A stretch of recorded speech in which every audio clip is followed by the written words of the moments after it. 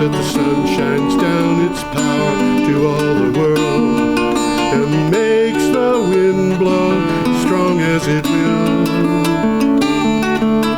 I wonder how gentle rains can fall upon the land, so lovely earth can stay lovely still.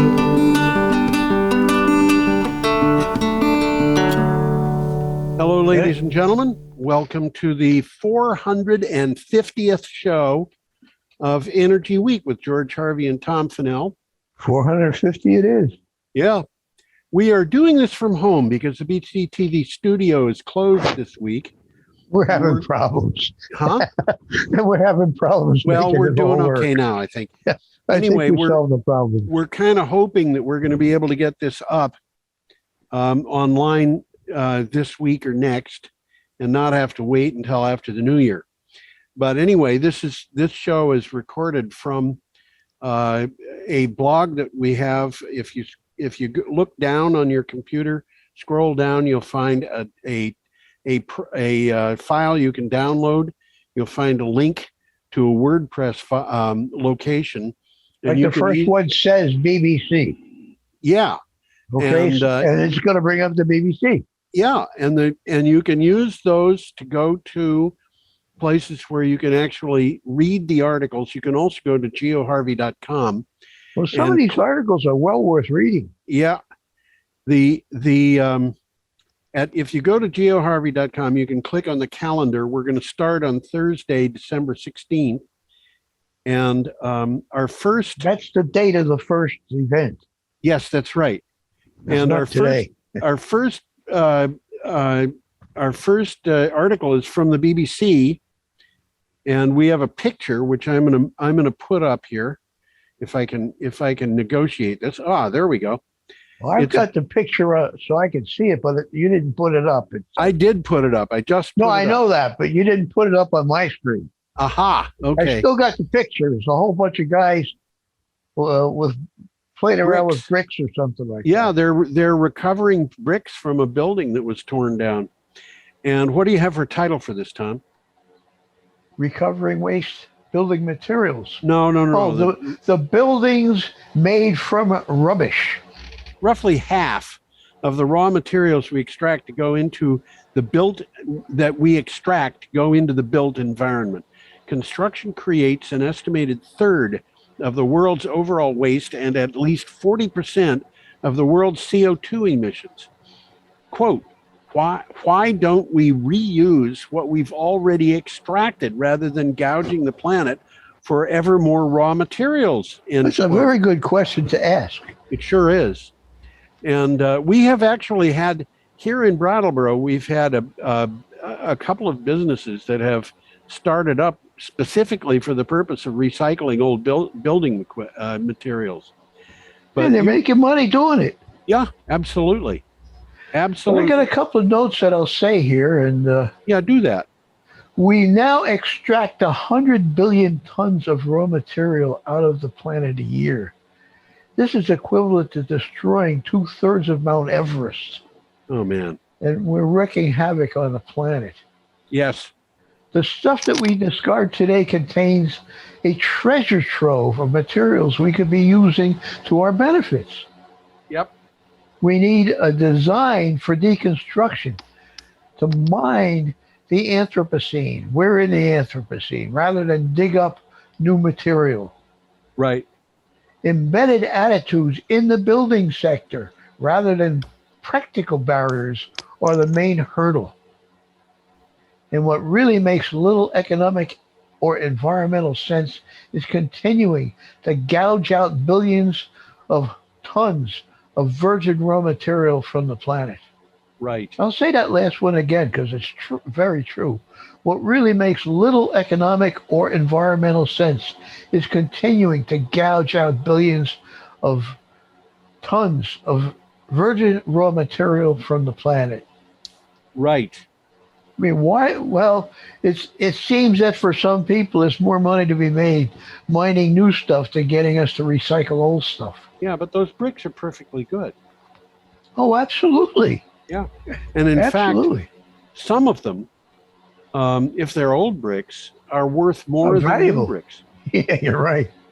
Okay, we should go on, Tom.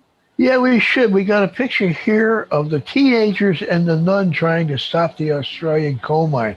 You got a picture of the nun, don't you? No, I have a picture of a young woman whose name is Anjali Sharma. I'm only kidding. Okay. She's not a nun. Okay. Two teenagers and the nun trying to stop an Australian coal mine. Now, I don't know if this is a repeat or if the same thing has happened here in America.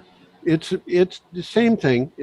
But let me read this. This is from the BBC. 8 teenagers and an elderly nun in Australia won a climate case. Now, I want to point out they won the case in a historic judgment. Their case has now been appealed to the country by the country's government. If the final verdict swings in their favor, it will have ramifications not just for Australian law, but for climate cases worldwide. Well, their case attempted to stop the expansion of this new coal mine in New South Wales. Yes. The judge ruled that the government this is crazy, the government has a duty to protect young people against future harm related to climate change. I don't understand that, but the judge ruled that judge ruled right, I guess. I think he did. So, but this, as you know, this can have effect on other places. It's not just Australia. Oh, absolutely. I mean, the judge's ruling only affects Australia, but the concept is worthy of export. Right. Okay, should we go on? Yeah, we got a nice picture of a desert. A nice picture of it. You know, every time I look at a desert, I start feeling like I'm thirsty. Well, it's a pretty big solar array. And if you want a reference point, at the lower left corner, you see a truck. In the lower left corner, there's a truck? The lower left corner of the array, after they take that notch out. Oh, that's a truck? I think it's a truck. That's a tiny truck. It's a large array. It's a big If you array. look at anything else in that truck, that's a large array. Yes. This, by the way, comes from the Times of Israel. Well, since it's about a solar array in Israel, that's logical. Yeah. What do you have for a title for the article? Gas can wait, says the energy minister. That's his Israeli energy minister. Rejecting panel's call for further exploration. Israeli energy minister Karine El-Harar. I am probably not pronouncing that. That's a good call. Announced that, quote, gas can wait, end quote, and that she will not accept the recommendations of Ehud Adiri, pardon me, the former ministry director general, to continue exploring for gas in the Mediterranean Sea. Well, Erar, I think it's probably a better way to pronounce it, Erar, pledged that 2022 will be the year of renewable energy. We will use the coming year for a series of moves that will provide the transition to renewables. Yeah. Now, she visited a kibbutz where an Israeli company pioneered a renewable energy storage system using just air and water. That's interesting. It is. It's very interesting. Now, the Prime Minister has pledged to take action now on net zero carbon emissions. Only a carbon neutral economy will lead us to a better future. Right. And this is a final note I got. Israel just opened a new 60 megawatt solar field in the second largest, which is the second largest in the country, containing more than 150,000 panels installed over some 235 acres. I think that's a different one, but it's a big one. Well, bear in mind here, Tom, the picture that we've got, there are more solar panels in the background. Yes, there are. They're all over the place back there. Yeah, they are. That's what it appears to be. Well, this is the future. I think you're right. I mean, sooner or later, people are going to realize why pay for fuel. Why pay extra for fuel that burns and chokes us? Yeah, really. And Really? the sun shines free. Yep. Now we've got a piece from Renews, and we have a Yeah, we picture got of a picture of Fatih Birol. yes. And it seems to me that he's Lebanese. I'm not sure of that, but that's I think you're right. I think you're right. This is He's certainly from the Middle East, but yeah. This is from Renews. What have you got? IEA warns coal rebound threatens net zero. This is interesting. The amount of electricity generated worldwide from coal is surging toward a new annual record in 2021, threatening net zero goals, according to the International Energy Agency. After falling in 2019 and 2020, global power generation from coal is expected to jump 9% in 2021 to an all-time high. And I want to point out that a lot of that surge is because we had a lot of stuff shut down last year. Right, they're turning it back on. They're trying to get the economies going again. So they're turning on coal. They're turning on coal. Now, what that means for the future is kind of hard to say. Well, as I'm fond of saying, it's the economics, stupid. It sure is. Well, what the amount that they're talking about here is 10,350 terawatt hours. And a terawatt hour is equal to 1 billion kilowatt hours. Yes. So they're not playing games here. No, they're not. This is a lot of energy. The rebound is being driven by this year's rapid economic recovery, which has pushed up electricity demand much faster than low carbon supplies can keep up. Yes, that's right. The steep rise in natural gas prices has also increased demand for coal. Natural gas went up because it was easy to get to, and so people are switching back to coal because it's the economics, stupid. Yeah, and the natural gas has been restricted by Russia. They have not. Yes, they have. Yeah. Okay, should we go on, Tom, or do you have more? No, we got enough. We got a picture of a car here coming up. We do. It's a Renault Zoe. When I first heard of the car company Renault, it was in the 1950s, and there was a Winter Olympics going on. That was the shows on television were the advertiser on the shows was this car company, and they pronounced it Renault with a T. Yeah, being pronounced, which is what it would be in English. Yeah, and of course it became Renault very quickly because that's what it is in French.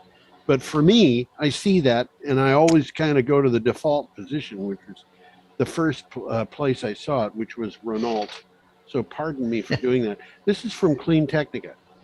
0.75% plug-in vehicle share in a German auto market. I think that's this is interesting because they're talking about non-German cars. Yeah, this is 34%, Tom. You read it. What did I say? 3/4. Oh, yes, 34%. You're absolutely right. The overall German car market is tanking. It's down 32% year over year. And the perennial leader of that market, the Volkswagen Golf, is falling off a cliff, going down 70% year on year.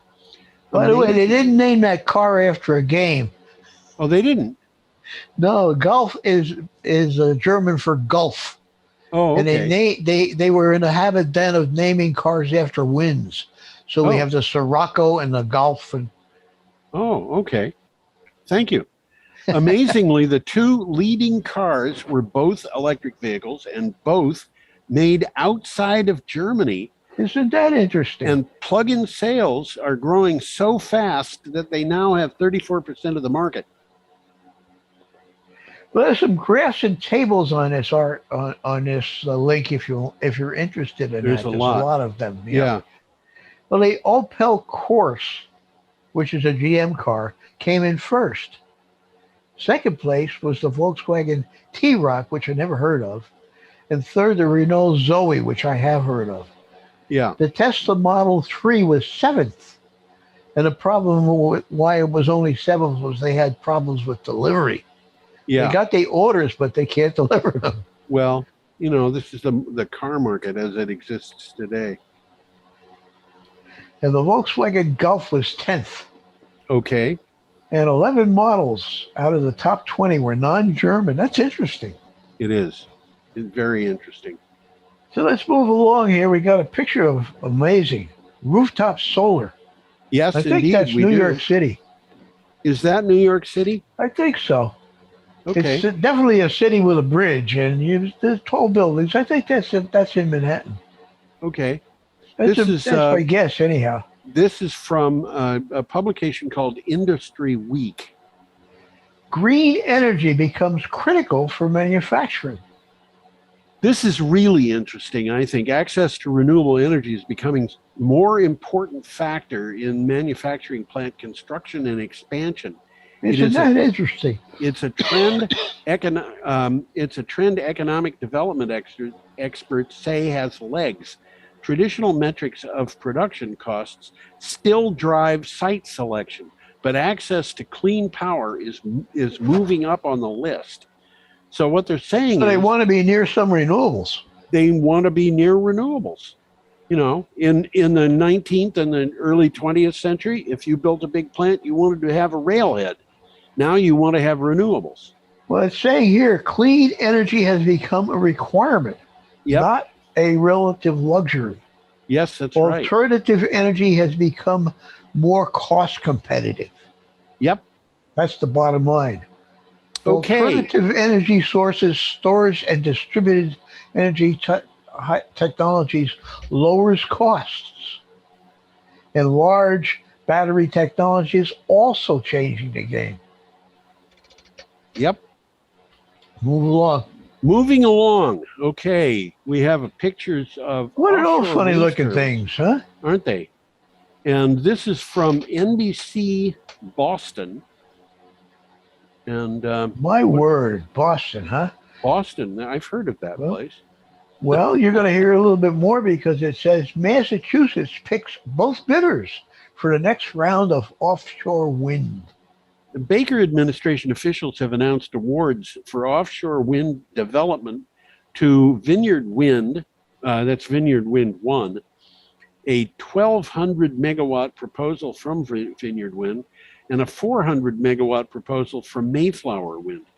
They were selected to jointly form the third wave of offshore wind power. Now, Baker is the governor. Yes. And both developers are already under contract to deliver offshore wind power to Massachusetts. Right. So they're not gambling here. No, they're not gambling. This is serious stuff. And when they pieced together the two bids, they got 1,600 megawatts. Which is 1.6 gigawatts. And gigawatts is bigawatts. Absolutely. That's what you got. 1.6 gigawatts is going to deliver, during the course of a year, significantly more electricity than the Vermont Yankee nuclear power plant did. Well, that's not surprising. Yeah. There you go. Moving on. Massachusetts is poised to double the amount of offshore wind generation in its pipeline. There you go. They're moving fast. They are indeed. We got a picture here of a funny-looking guy who I see in the picture, but I really don't recognize because I got a modern-day picture of the guy. Well, he does not look in this picture like the way I remember him ever. No, he doesn't. There he is. And I got, like I say, I got a picture next to it that I can see for comparison. And you can see the resemblance, but for one thing, his face has gotten a lot fatter. Oh, that happens. When guys get older, their faces just widen out. And of well, course, it's a fact check here. That is his wife putting his lieutenant's shoulder bar, his ensign's shoulder bars on, and his mother on the other side.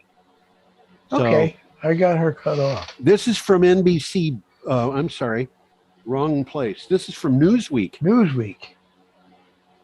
Fact check. Did Jimmy Carter stop a nuclear reactor from destroying Ottawa?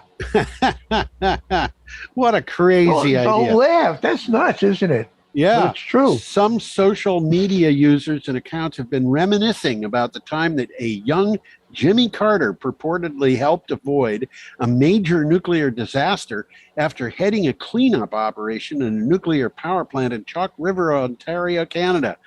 And the question is it true? And I'm going to give you a spoiler. It is. Well, he was a nothing at the time. He just got out of school. Yep. You know, he wasn't anywhere near what he eventually became, but he volunteered for some crazy duty here. He was crawling down into a nuclear reactor. Well, he was crawling down into the nuclear. The control panel. No, he was crawling into the confinement area, and it was like you'd run in, undo a bolt, run out, and you'd That's do that in 90 seconds. The article says that. That's interesting, isn't it? And they had a whole bunch of people who were doing that, and they all volunteered. run in, turn a bolt, run out, and another guy'd run in, turn another bolt. Yeah, and then they'd replace the bolts, and in that manner they prevented this reactor from melting down to the point where things really got horrible. But I mean, they accomplished a lot, really. Yeah, I suppose they did. But well, this could have been a meltdown. I think it actually was a meltdown, yeah. Tom, but it was not a complete meltdown. It was contained. Meltdown. It was contained, and it was because Jimmy Carter and a few other guys who didn't become president were heroes. So if anybody asks you, was Jimmy Carter a hero, you can say yes. He was. And this is interesting. He was still testing as radioactive 6 months after the cleanup operation. Yes. And it affected his health for the rest of his life. This was a serious exposure. This was not a joke.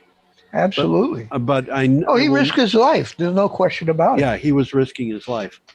Okay, should we go on? Yeah, we move along here. We got a funny looking thing here. This is an array of solar panels which are on a tracker. They follow the sun. They follow the sun. So if the sun is high in the sky, this thing's going to be pointing up more, and when it's lower, it's going to be that makes a lot of sense, because you get I think 40% more output. Well, anyway, this is from PV Tech. What do you have for title? Koch Industries invests $150 million into a tracking company called Game Change Solar to explore strategic partnerships.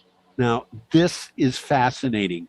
Well, it is kind of fascinating because it's Koch. Yeah, Koch Strategic Platforms, a subsidiary of Koch Investments Groups, has made a $150 million investment in racking and tracking company Game Change Solar to support its strategic development goals. Do you suppose they've decided that they need to change their business plan a little to stay alive? Money talks. It sure does. So Koch Industries, a little bit. Koch Industries is best known for its background in fossil fuels. Yes. But this Koch Strategic Platforms has made recent investments in a number of energy storage companies. Yep. So they're moving along to where the money is, I think. I think that's the case, yes. You got more Game there? Change Solar and Koch pointed to improvements in the global supply chain and advances in energy management software and increased market visibility. Right. So they're after the buck here. Yeah, they are. Yeah. Let's move along here. We got a lonesome cow. You know, I look at that cow every time I see that cow, because I've seen this picture several times as we prepared for the show. I just sit here saying, I hope that cow found some water someplace. Well, they didn't find it right there, that's for sure. Yeah, that's for sure. It looks like a very sad animal. This is from Clean Technica, and I'll bet you have a title for this too. I do. The warning shot the U.S. is ignoring. Quote, climate change impacts on California's Central Valley. California's Central Valley is expected to suffer many effects of climate change. This will affect the whole country, because what happens in the valley doesn't stay in the valley. The Union of Concerned Scientists is devoting a blog series just to this region. This is a long article, but it's worth reading if you got the time. There's a lot of maps in it if you like maps. I love maps, but you know, this article is about how that valley produces an enormous amount of our food. And that's why it does. It certainly does. Yeah. What happens in the valley affects the whole country. I think it's like 50% of the vegetables that are grown in the United States are grown in that valley. So how much? 50%. Just from one location, huh? Well, you know, that valley is gigantic. Well, here it is. I got a note. It says it provides about 1/3 of the vegetables and 2/3 of the fruits and nuts sold in the United States. Okay. So there you go. Wrong. It was 1/3 of the vegetables. Well, if you include the fruits and nuts, we're talking halfway. Yeah, we're talking halfway. And of course, what it's not providing is grain and a few other things. Well, it's not a kind of a grain place. No, it's not a grain place. You know? Yeah. But it is a huge place. It's hundreds of miles long. Well, if you look at the map, you see this is a big area. It's a big area. There are states that are smaller. And it's not Rhode Island. That's right. No, we're talking New England, I think. We're talking what? The size of New England. Possibly, yeah. I mean, California compared to New England is quite large. And this is quite a bit. This is not half of California, but it's pushing that kind of thing. It's a good portion. Well, like I say, it's got maps. Look at the maps. It's a hunk. Yeah, it's a hunk. That's what it is. Okay, should we go on? Yeah, we move along here. We got a funny looking thing here. What are those things? Well, those are on the left there. You can see that there's reactor buildings. There's containment structures, and on the slightly to the right of the middle are a couple of cooling towers. And that's what we're looking at. That's not pollution coming out of there. That's water vapor. That's water vapor. That's right. And this is from CNN. Nuclear energy scares people. The climate crisis is giving it another chance. Yeah, and this is something that I think people should start getting very aware of. There are a lot of people who are environmentalists who are pushing nuclear energy because they believe it's necessary to address climate change. And I will tell you that I think it's absolutely necessary that we not engage in more nuclear power to address climate change, because we can get more electricity, which is higher quality electricity and more reliable electricity out of a combination of renewable energy and battery backup. But let me read. Well, the good point, and I guess it's the only good point about nuclear power, is not spewing CO2 into the air. Yeah, but you know, so what? Neither is solar power or wind power. Bingo. Nuclear plants are notoriously expensive to build. Construction tends to run over budget and time, and wind and solar energy has typically come out cheaper. How to safely store the radioactive waste it produces is another headache. But bingo. Say that sentence again. How to safely store radioactive waste it produces is another headache. But some people demonstrate, they go to demonstrations in favor of it. Well, right here in Brattleboro, we're storing their nuclear waste. Well, Vernon, anyway. Vernon, anyhow. Yeah, a couple That's of miles. Brattleboro. Couple of miles from Brattleboro, there's a lot of, I don't know how many tons, I used to know, but I don't anymore, of nuclear waste. And, you know, they talk about storing it in various parts of the country. I don't know how you're going to transport it to the storage. That's an interesting point. Put it on a highway? Well, no, you don't want this on a highway.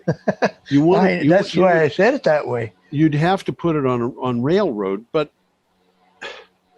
really a containment on a railroad car could get from here to... It's a problem that they're talking about, but nobody's really working on trying to solve. Well, people are working on trying to solve it. It's just that nobody's solved it. And, you know, people are not successfully working on it. While nuclear power produces zero emissions, as I've already said, the uranium required to make it needs to be mined.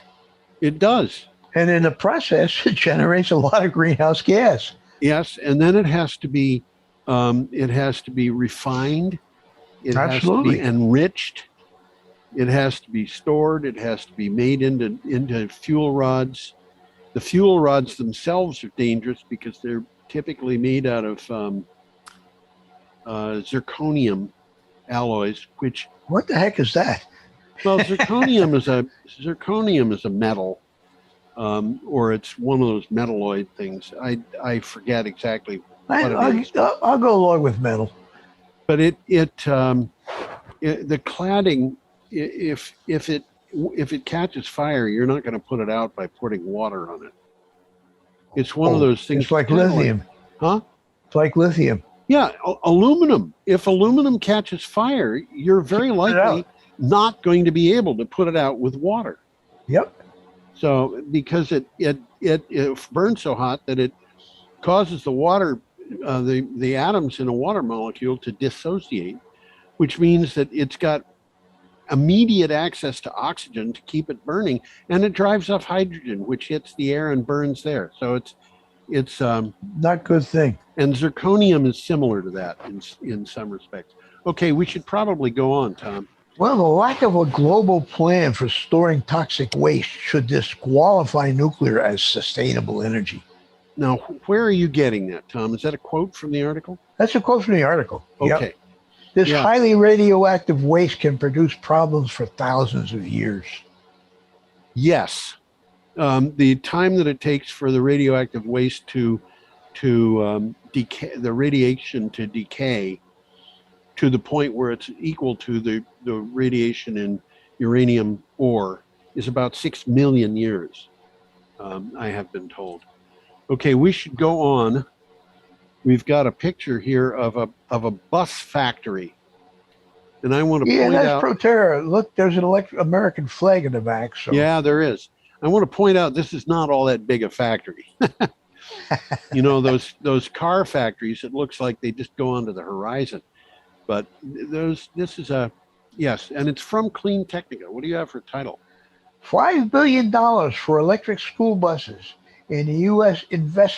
Infrastructure Investment and Jobs Act. The Infrastructure Investment and Jobs Act, aka Bipartisan Infrastructure Law, includes $5 billion for EV charging, but much less discussed, it also includes $5 billion for cleaner school buses, especially electric school buses. It is transformative. And we will hear more about that in just a second. Yeah, we're going to visit it again. But this article says, exposing our youngest people to hardcore pollution from large diesel buses creates developmental problems. It sure does. Severe health problems like asthma and global heating. Yeah. Why are we still doing it? Yeah. Yeah. You know, well, the bill also includes $5 billion to replace old polluting school buses with lower carbon options. Yes. In this particular case, and in the next one that's coming up, they're retrofitting these things and making them electric. Yeah, and you know, as you're saying that, there are people in this country who are called anti-vaxxers. They do not want their children vaccinated against various diseases. Yes. That's their decision, but a lot of those people don't think twice about putting the kids into a diesel-powered school bus. Interesting point. Yeah. Okay, we have an item from Clean Technica, and by golly, a picture of a bus, but it's not an electric bus. Well, you can see a couple of mufflers underneath. Yes, it's true. They haven't taken the mufflers off yet, so we know this isn't an electric bus yet. But it will be. Well, okay, SEA Electric is the name of the company. Yeah. It's going to convert 10,000 U.S. school buses to electricity. Well, that makes a lot of sense. Yeah. It makes a lot of sense. Oh, sure it does. I mean, look, an electric a school bus doesn't work at night. It usually runs a short route. It's idling a lot. Okay? It's a match made in heaven. They should all be electric. It looks like they're going to be. Tom, you have convinced me. SEA to convert of 10,000 school buses to electricity. Yep, SEA Electric, a provider of electric commercial vehicles, originally from Australia, now based in Los Angeles, has struck a deal with Midwest Transit Equipment to convert 10,000 existing school buses to electric vehicles over the next 5 years. Midwest will provide the buses. So they're going to take used buses and pull out the engines and the mufflers and a few other things, and they're going to put an electric system in there. And they make the point here that school buses have got lots of room to put batteries. And absolutely. So here it is. It's going to be, I would think, a very easy conversion. Well, it makes sense. Yeah. No fumes, lower maintenance costs, lower fuel costs, extending the service life of existing buses 2 to 3 times. 2 or 3 converted buses can be had for the price of one new electric bus. The 10,000 buses over 5 years is going to be 2,000 buses a year, which is almost 6 a day. So, this strikes me as being something that should be a fairly straightforward conversion, and maybe it makes sense. It should be easy. Maybe somebody will come up and say you're not right about that, but somehow I think this is going to be a lot of work, and it will be very well worth it. Well, they tell us in the article that it's a dumb idea to seal children inside of a diesel bus to and from school. Isn't it? It causes health and cognitive problems. Yes. And this is interesting. I didn't know this. The electric buses have onboard electronics that will allow them to help balance the local electrical grid and smart charge when electricity prices are lowest. Yep. So they got two-way connection there. Yes. Okay. We have an item coming up from Renews, and we have got a nice picture there of what are they, solar panels? Solar array. What? I said, what are they, solar panels? I think they are. I wonder what those guys are doing in the picture. I bet they're playing blackjack. Total Energy is the name of the company to develop 160 megawatts of New Caledonia PV. I was fascinated when I saw this. Yeah. Go ahead, Tom. Caledonia is a overseas territory of France in the southwest Pacific Ocean, 750 miles east of Australia. So it's an archipelago in the middle of nowhere.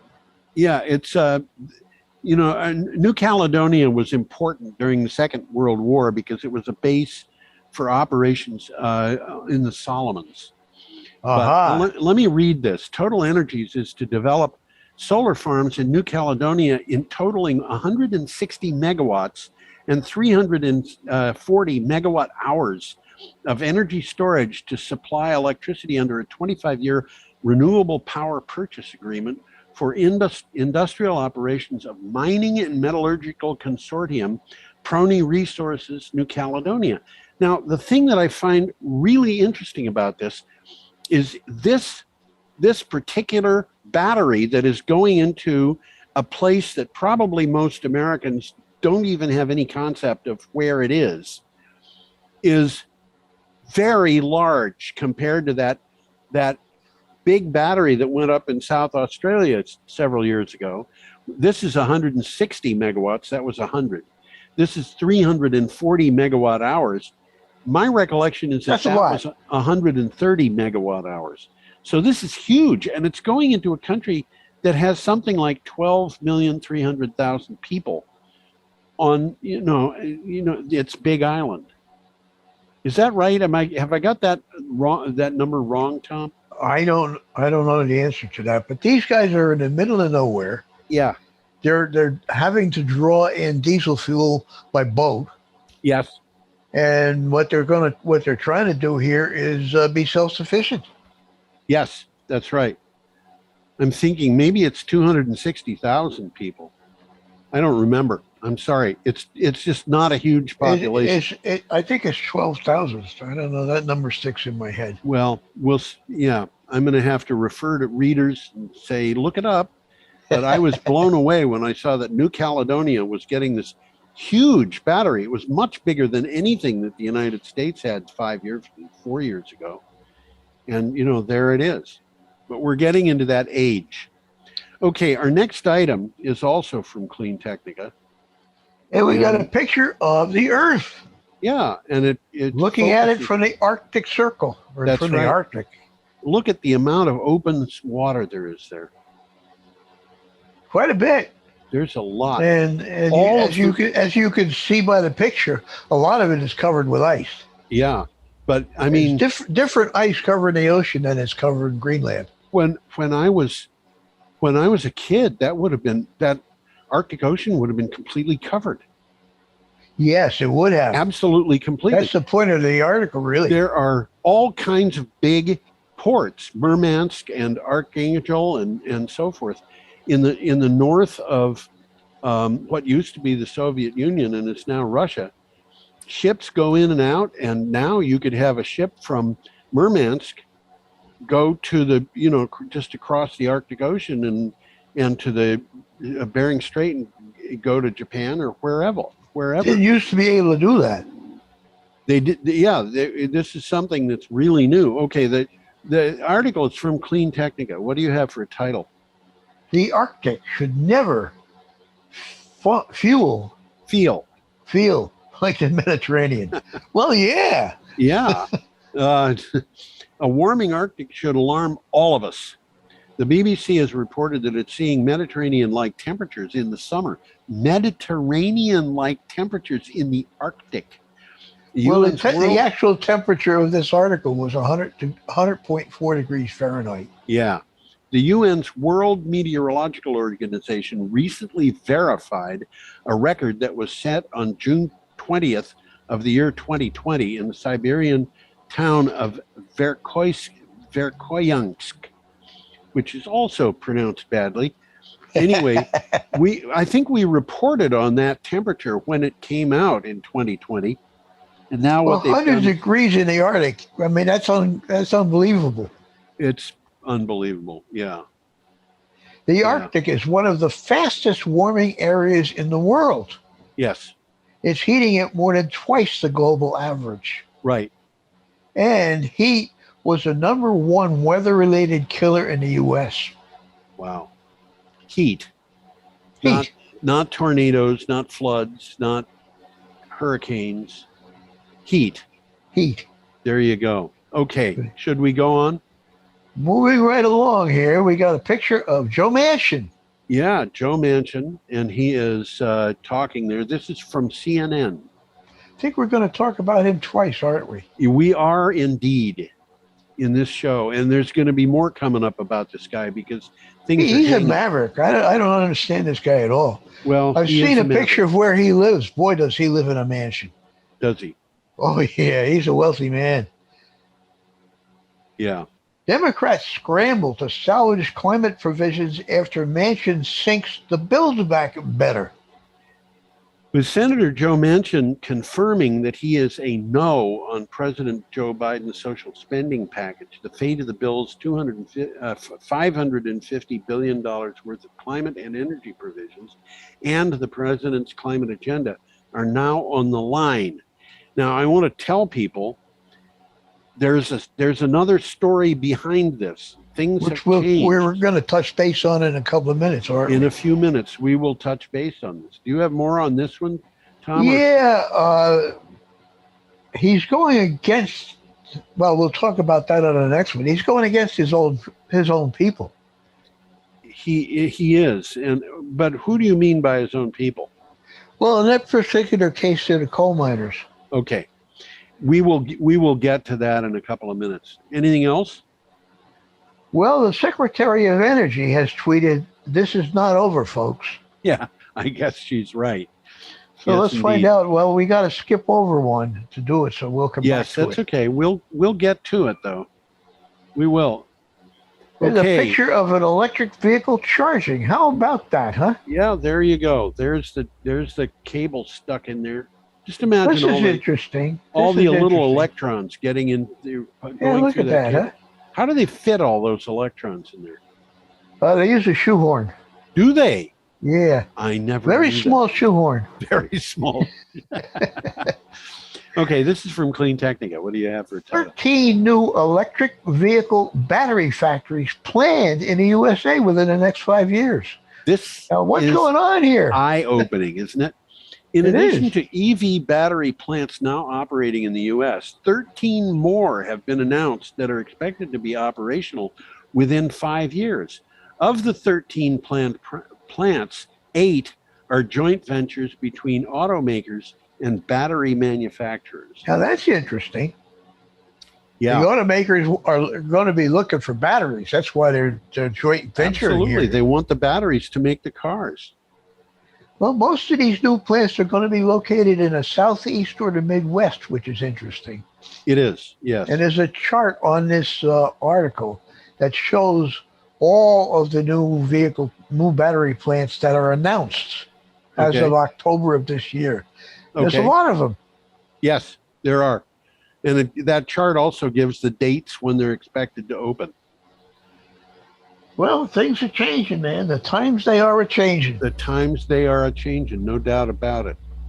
Okay, do you want to go on, or Yeah, let's go on here. We got a picture that I can't identify. You can't identify that. No, it's New York City, but that train is not a subway. It's a railroad train. Yes. And I can't figure out anywhere in New York where the railroad runs on an elevated platform. Oh, Must be Astoria. It's It certainly might be. not Manhattan. It's not. I don't think it's the Bronx. I cannot say. Well, I'm a New Yorker, so I think about things like that. Yes, I know. I know. Well, that's traffic in New York City, no matter what's happening, Yeah, this is from WKYC. which is a radio station. Yeah, I would guess. Radio, television. Television, possibly, yes.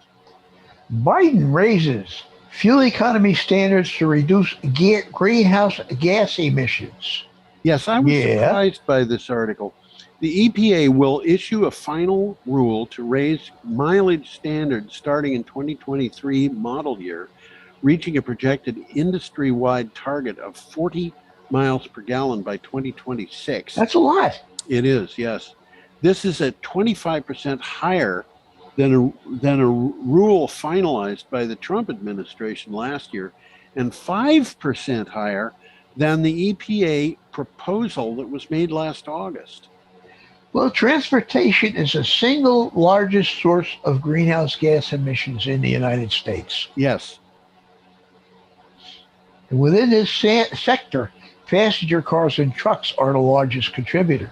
Yes, So this whole thing makes sense. absolutely it does.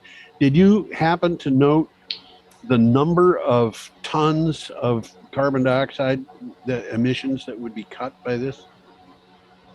If I did, I don't have that I could easily. Yeah, I access, should have so. noted it myself, because it seems to me it was something like 5 billion tons over the period up to 2050.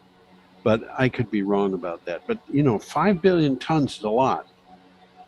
Well, this is interesting. The move comes a day after Senator Joe Manchin delivered a potentially fatal blow to Biden's $2 trillion social and environmental policy bill, Yeah, jeopardizing the Democrats' agenda and infuriating the White House. Well, infuriating the White House, yeah, of course. And what does he care? We will address that in the next article coming up. Coming right up, there's a picture of coal miners. This is a Sago mine entrance, and yes, to anybody who's interested, we have used that picture before. Yes, I've seen it before. Yeah. Well, coal miners want Joe Manchin to reverse opposition to Build Back Better. That's interesting. From CNN. Senator Joe Manchin is facing calls from a powerful group close to his heart to reconsider his opposition to Build Back Better, the Build Back Better Act. And These are his own people. That's right. America's largest coal mining union praised the legislation's provisions and pushed Manchin to take a do-over And of course, the reason for this is because the Build Back Better Act was taking care to make sure that the coal miners who were going to be displaced as the mines closed would be taken care of. Well, they gave him a couple of years pension, and they wanted to retrain him. Yeah. So, they're trying to keep the coal miners working, in other words. Yeah, exactly. When the mines close, these guys are going to need jobs. And, they're so concentrated. If you think about West Virginia, which is where Joe Manchin comes from, West Virginia is so heavily influenced by the economics of the coal mining industry. There's a lot of coal mines in West Virginia. You shut all of those coal mines down all at once, and you're going to have a state that's in deep trouble. Same thing in Wyoming. Unless you do something to make sure that these people have got other things to do. And of course, one thing that I would suggest is they've removed the tops of 500 mountains in the middle Appalachians. They should be putting solar farms and wind farms on the tops of those mountains. Well, that makes sense. They're nice flat mountains now, aren't they? I can remember sad. seeing the first mountains. I wasn't in West Virginia. I was across the river in Ohio. Yeah. And I stayed at a Holiday Inn somewhere, arrived at night, got up the next morning, and I met my local guy and looked around, and it was all these flat tops, all these mountains that were flat all around, everywhere. And I said, I didn't know that Ohio had flat tops here. And the guy says, they're not flat tops. They cut off the top to get the coal. Yeah. Yeah. Well, it's sad what we do. Those hills were beautiful at one time.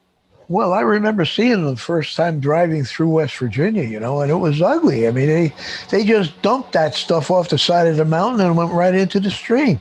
Yeah. It's really it's shameful the way that has worked out. Okay, should we go on from there, Tom? Yeah, I think we should. You can't dance. Okay, these solar panels don't look like solar panels, do they? Well, no, this is a different kind of solar. Those are actually mirrors. They call them heliostats. And they're mirrors, just exactly right. And they do call them heliostats. There's a kind of solar power where they got a whole bunch of these mirrors aimed at a tower. Yep. And they're concentrating the solar energy on this tower, which generates heat, which runs a turbine. Yep. And if you look at the big mirror that's in the middle of the picture, and then you look just to the left of it, you see a tower that's glowing on the top, and that is a tower. That's what's happening. Has had a bunch of these things reflecting the sun onto it. And well, these heliostats are a key component of concentrated solar power, which is what the picture shows. Exactly. So heliostats track the sun in order to reflect sunlight to a receiver. Yep. Where it can be stored as heat for long duration energy storage and converted into electricity. Right. This is from Clean Technica. Do you have a? There can be more than 10,000 heliostats in a single concentrated solar power plant. Do you have a title for the article, though? I do. High-tech mirrors used in solar power plants get new international consortium. The U.S. Department of Energy's National Renewable Energy Laboratory, which is called NREL a lot of the time, joined by Sandia National Laboratories and the Australian Solar Thermal Research Institute, announced the launch of a Heliostat consortium, an international effort to drive down the cost of heliostats. Well, so these energy storage plants, if you call them that, they're a cheap way to store the energy. Yeah. Yeah, so they can use it right away to produce dispatchable electricity or provide high temperature heat to decarbonize industry. So they can provide either heat or electricity. Yes. And they can, they're getting solar energy, but they're able to deliver electricity out of that energy long after the sun has gone down. Absolutely. Or they were also selling heat to like the cement and steel and chemical industry. Yes, that's true, isn't it? Yeah. Cement uses a lot of heat. Cement uses a lot of heat. I used to live, as I think you know, on the top of a mountain in New Hampshire. And even when I was a little kid, I could And see it wasn't that, a flat top either. no, it was not a flat top. And I could see a little plume of smoke coming up in the distance, maybe, I'm going to say about 8 or 9 miles away. And that was smoke that was coming from a kiln that was making cement in Bernardston, I think, at a gravel yard. And I actually went down there and saw what they were doing. And what they were doing was they were putting rocks Limestone. Limestone. Limestone. Which is rock. Yeah, into this long tube That was turning. Yep. And the rocks would move along the tube as it turned, because there was I'm going to guess it was an Archimedes screw inside there. But at the bottom of the tube, which was going up at an angle, there was a thing that looked like a gigantic oil burner for a house furnace that was just burning fuel, and the heat Pushing heat up in that tube. Absolutely, and that would destroy the rocks, render them. So instead, you put in limestone at the top, and you got cement out at the bottom. There you go. And it's just a matter of removing the waters of hydration from the limestone. From the limestone, so that you could add waters of hydration later on, and make it. So what concrete really is reconstituted limestone. Yes, that's right. Yeah. Okay, we've got one more piece. It comes from Clean Technica. There's a picture there of a tree with Spanish moss on it. I actually looked up Spanish moss to find out, because I didn't know whether it was a parasite or not. It turns out it's not. It's a saprophyte, I think they call it. It's an epiphyte. That's correct. Epiphyte, yeah. Happens to live in the tree. And what do you have for title? Plants responding to more CO2 in the atmosphere with more photosynthesis, but not matching the CO2 increase. Yeah, research from Berkeley Lab and UC Berkeley shows more photosynthesis by plants in response to increased atmospheric carbon dioxide. SciTech Daily reported that's great, but it isn't close to removing the amount of CO2 that needs to be drawn down. And by the way, that tree there is called a live oak. Yes. And they grow a lot in the South. Yeah. And kids love them because they're easy to climb. Yes, you know, as you say that, I can look at that and say, yeah, that would be easy to climb, wouldn't it? Yeah. When my sister was living in South Carolina, she had a live oak in the backyard, and it was beautiful. And probably dominated the backyard. It did. It was the only thing there. But you know, you could have a nice place under one of those things where you could have a picnic table and. She did. A lot of shade. Yeah. Huh. Yeah. Plants responding to more CO2 in the atmosphere with more. I said this one. More photosynthesis, but not matching the CO2 increase. Yes. So there you go. That is the end of our show. Well, we got a couple of notes about this. As we all know, plants pull carbon dioxide from the atmosphere and convert it into food. Yes. Food for the plants, which makes forests some of our plants' most critical carbon sinks. Why, the amount of plants are photosynthesizing is up to 12% higher than the global photosynthesis average from 1982 to 2020.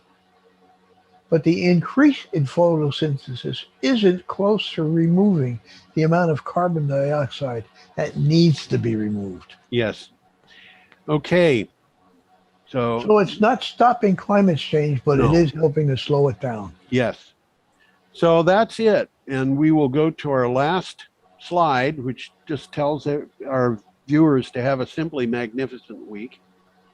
I hope we do. And Tom and I You'll come back and see us now, you hear? Yeah. Tom and I are, in fact, waving goodbye. You can't see that. I'm not. I'm gonna have to wave. You're going to have to wave. Waved. Okay. I just waved. Tom just waved. And we hope you'll come back and visit us soon. Bye-bye. Adios.